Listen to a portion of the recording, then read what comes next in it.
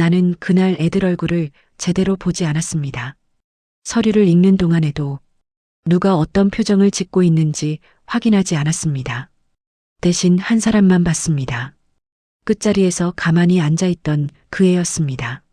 내가 이름을 부르자 고개부터 들지 않았습니다. 먼저 손을 모았습니다. 무슨 잘못이라도 한 사람처럼. 그때 알았습니다. 여기 있는 셋 중 나를 가장 불편해하는 사람과 나를 가장 걱정하는 사람이 서로 다르다는 걸. 그래서 서류를 밀었습니다. 말은 길게 하지 않았습니다. 설명은 이미 끝난 뒤였으니까요. 그날 이후 집 공기가 달라졌습니다. 누군가는 더 이상 오지 않았고 누군가는 여전히 같은 시간에 문을 두드렸습니다. 나는 그제야 처음 그 애를 봤던 날을 떠올렸습니다. 솔직히 말하면 그때는 마음에 들지 않았습니다. 아들 결혼식 날 나는 웃지 않았습니다. 억지로 인사는 했지만 사진 찍을 때도 입꼬리가 올라가지 않았습니다. 주변에서는 긴장해서 그렇다고 했지만 아니었습니다. 마음이 가지 않았습니다. 며느리는 말이 없는 애였습니다. 인사도 작게 했습니다. 고개를 깊이 숙이긴 했는데 붙잡고 말을 이어가려 하지 않았습니다. 잘 보이려는 애들은 말을 느립니다. 이 애는 끊었습니다. 그래서 더 마음에 안 들었습니다. 결혼하고 처음 집에 왔던 날도 마찬가지였습니다.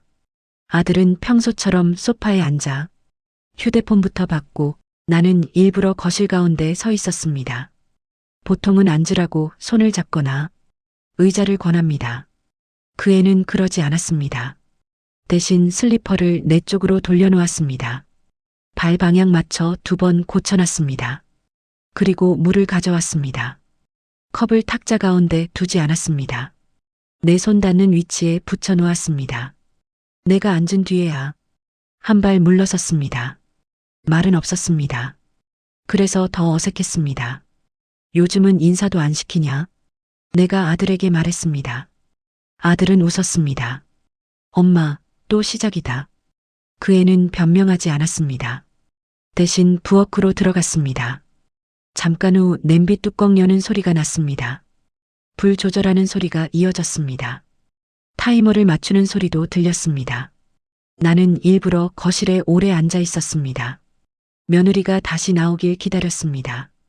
보통은 옆에 앉아 말을 겁니다. 직장 이야기라도 꺼냅니다. 어색함을 견디지 못하고 무언가 채웁니다. 그 애는 그러지 않았습니다. 대신 식탁을 정리했습니다. 내가 앉아있는 쪽 의자를 조금 빼두었습니다. 앉기 편하게 각도를 맞춰 놓았습니다. 그게 이상하게 거슬렸습니다. 잘하려는 티도 안 내면서 할 건 다 하는 모습이 오히려 계산처럼 느껴졌습니다.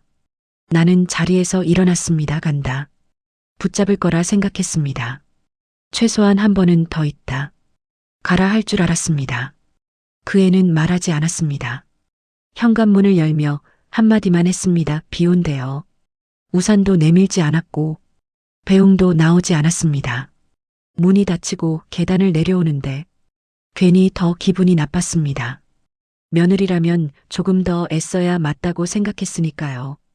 그때까지는 그 애를 오래 볼 일 없을 거라 생각했습니다. 며칠 뒤였습니다. 아침에 일어나 거실로 나왔습니다. 집안이 조용했습니다. 아들은 이미 나간 시간이었고 며느리는 부엌에 있었습니다. 냄비에 뭔가 올려놓은 소리가 들렸습니다. 국 끓는 냄새가 아니라 물 끓는 냄새였습니다. 나는 별 생각 없이 식탁에 앉았습니다. 며느리가 컵을 하나 가져왔습니다. 내 앞에 내려놓고 아무 말도 하지 않았습니다. 나는 습관처럼 바로 들었습니다. 입에 대려다 멈췄습니다. 뜨겁지도 차갑지도 않았습니다. 마시기 편한 온도였습니다. 그냥 우연일 거라 생각했습니다. 아무 말도 하지 않았습니다. 그대로 마셨습니다. 며느리는 반응을 보지 않았습니다. 묻지도 않았습니다. 다시 부엌으로 돌아갔습니다. 다음 날도 그랬습니다. 아침에 나와 앉자 말없이 컵이 놓였습니다. 이번에도 같은 온도였습니다. 나는 일부러 바로 마시지 않았습니다. 잠깐 손으로 만져봤습니다. 역시 미지근했습니다. 나는 차가운 물을 못 마십니다. 속이 불편해집니다. 그래서 집에서도 늘 물을 받아 잠깐 두었다가 마십니다. 아들도 모르는 습관입니다. 나는 괜히 물었습니다. 정수기 고장 났냐? 며느리는 고개를 저었습니다. 아니에요. 끝이었습니다. 설명하지 않았습니다. 왜 그렇게 했는지도 말하지 않았습니다. 다시 가스불만 줄였습니다. 그날은 그냥 넘겼습니다. 그 다음 날에도 컵은 같은 온도로 놓였습니다. 나는 점점 말을 걸기 애매해졌습니다. 고맙다고 하기도 이상했고 우연이라고 하기에는 계속 같았습니다. 그래서 한 번 더 물었습니다. 넌 물 안 차게 마시냐? 며느리는 잠깐 멈췄습니다. 내 쪽을 보지는 않았습니다. 어머니, 차가운 거 안 드시잖아요. 그 말이 자연스럽게 나왔습니다. 생각하고 꺼낸 말이 아니었습니다. 확인하려는 말도 아니었습니다. 그냥 알고 있는 말을 꺼낸 느낌이었습니다. 나는 대답하지 않았습니다. 내가 말한 적이 없었습니다. 부탁한 적도 없었습니다. 눈에 띄게 행동한 적도 없었습니다. 그런데 계속 맞았습니다. 그날 아침 물을 다 마셨는데도 컵을 바로 내려놓지 못했습니다. 별것 아닌데 이상하게 마음이 남았습니다. 며느리는 그날도 내 반응을 기다리지 않았습니다. 며칠 뒤였습니다. 집에 가보니 거실이 평소보다 조용했습니다. 아들도 없었고 며느리만 있었습니다. 부엌에서 접시 부딪히는 소리가 났습니다. 나는 습관처럼 말했습니다. 뭐 하냐? 그냥 저녁 준비요. 평소와 같은 대답이었습니다. 특별한 날은 아니었습니다. 그런데 식탁이 평소보다 길게 차려져 있었습니다. 반찬 수가 많았습니다. 나는 괜히 물었습니다. 누구 오냐? 며느리가 고개를 저었습니다. 아니에요. 그 말이 이상했습니다. 손님도 아닌데 상이 컸습니다. 잠시 뒤 초인종이 울렸습니다. 아들이었습니다. 뒤이어 딸도 들어왔습니다. 둘은 자연스럽게 앉았습니다. 이유를 묻지 않았습니다. 당연하다는 얼굴이었습니다. 나는 여전히 모르고 앉아 있었습니다. 며느리가 마지막으로 국을 올렸습니다. 그리고 말했습니다. 생신이세요. 그제야 알았습니다. 나는 날짜를 기억하지 못하고 있었습니다. 아들도 딸도 말하지 않았습니다. 선물도 없었습니다. 아들이 먼저 수저를 들었습니다. 왜 말 안 했어? 나에게 하는 말이었습니다. 하지만 이미 먹고 있었습니다. 딸은 휴대폰을 내려놓지 않은 채 한 입 먹었습니다. 미역국 괜찮네. 대화는 거기까지였습니다. 며느리는 앉지 않았습니다. 싱크대 앞에 서서 물을 틀었습니다. 설거지를 시작하려는 움직임이었습니다. 나는 말했습니다. 너도 먹어라. 며느리가 잠깐 멈췄습니다. 네, 조금 있다가요. 그리고 다시 물을 틀었습니다. 나는 그날 처음으로 상을 오래 보고 있었습니다. 내 생일을 챙긴 사람은 아무 말도 하지 않는 사람이었습니다. 축하한다는 말은 없었고, 선물도 없었고, 사진도 없었습니다. 그런데 이상하게 그 상이 제일 오래 남았습니다. 나는 그날 밤 달력을 다시 확인했습니다. 그리고 날짜 옆에 작게 동그라미를 하나 그려놓았습니다. 어느 날 계단에서 발이 미끄러졌습니다. 소리는 크지 않았습니다. 손잡이를 잡았지만 무릎이 먼저 바닥에 닿았습니다. 일어나려 했는데 힘이 바로 들어가지 않았습니다. 잠깐 그대로 앉아 있었습니다. 괜히 주변을 먼저 살폈습니다. 아무도 없는 걸 확인하고 나서야 24시였습니다. 휴대폰을 꺼냈다가 다시 넣었습니다. 누구에게 연락할 생각은 들지 않았습니다. 결국 경비의 부축을 받아 병원으로 갔습니다. 검사는 금방 끝났습니다. 골절은 아니고 염자라는 말이 들렸습니다.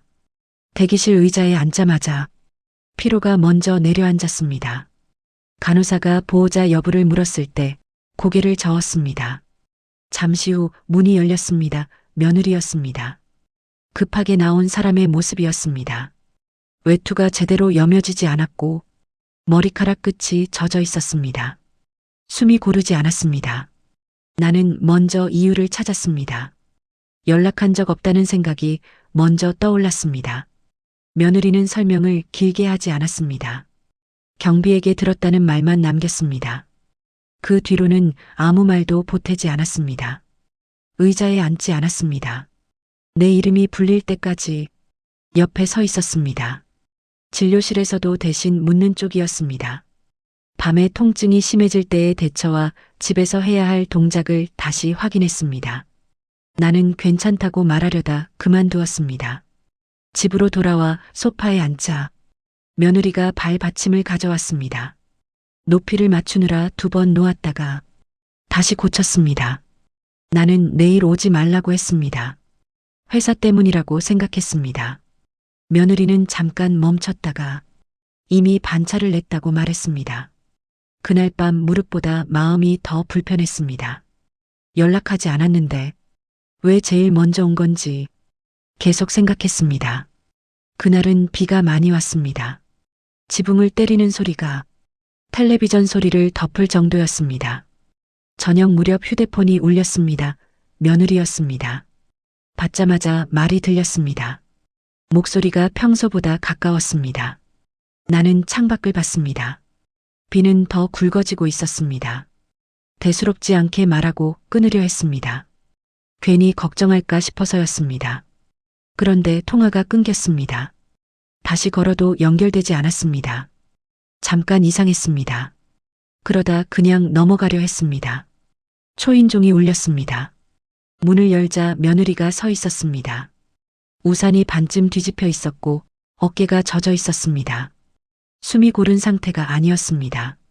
급히 올라온 사람의 숨이었습니다. 설명부터 하지 않았습니다. 대신 집안을 먼저 훑었습니다. 불 켜진 곳과 꺼진 곳을 확인했습니다. 그제야 말했습니다. 전화가 갑자기 끊겨서 놀랐다고 했습니다. 나는 괜찮다고 했습니다. 별일 아니라고 했습니다. 며느리는 더 묻지 않았습니다. 대신 현관 안쪽에 젖은 우산을 세워두고 수건으로 바닥을 먼저 닦았습니다. 그리고 나서야 앉았습니다. 그날 처음 생각했습니다. 이 애는 내가 부르면 오는 게 아니라 문제가 있을까봐 오는 사람이구나. 그래서 마음이 조금 움직였습니다. 그날 아침은 평소보다 늦게 깼습니다. 몸이 이상하게 무거웠습니다. 일어나려는데 손에 힘이 들어가지 않았습니다. 벽을 짚고 겨우 일어났다가 다시 주저앉았습니다. 잠깐 숨을 고르고 있다가 의자까지 기어가듯 이동했습니다. 전화기를 잡는데 시간이 걸렸습니다. 아들 번호를 눌렀습니다. 연결되지 않았습니다. 딸에게도 걸었습니다.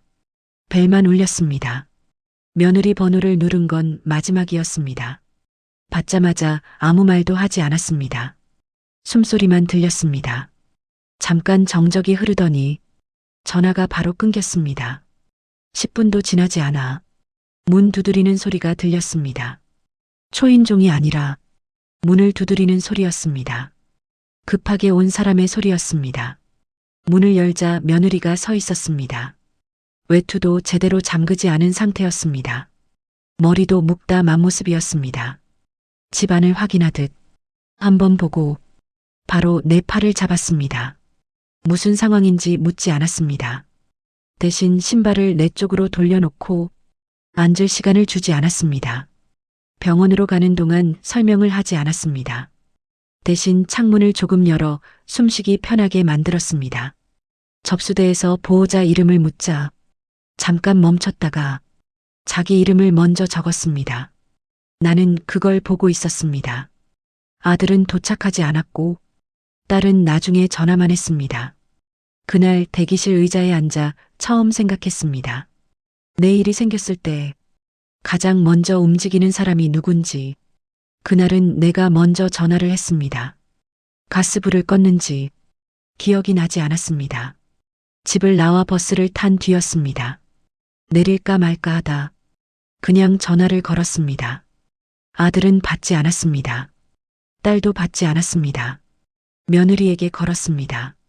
잠깐 정적이 있었고 집에 계세요라는 말이 먼저 왔습니다. 나는 아니라고 했습니다. 확인만 해달라고 했습니다. 10분 뒤 다시 전화가 왔습니다. 불은 꺼져 있었고 냄비도 비어 있었다고 했습니다. 대신 싱크대 물이 조금 새고 있었다고 했습니다. 밸브를 잠가두겠다고 했습니다. 집에 돌아왔을 때 싱크대 아래 수건이 깔려 있었습니다. 물받이 통이 놓여 있었습니다.